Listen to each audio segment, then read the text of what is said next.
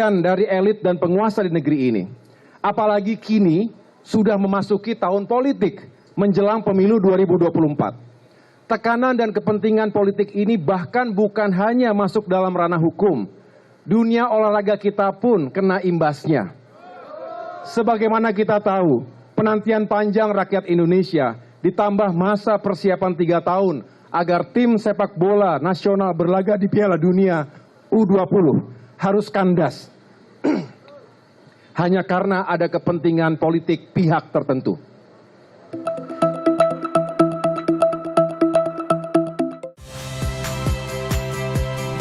Saya Rahmat Ibrahim.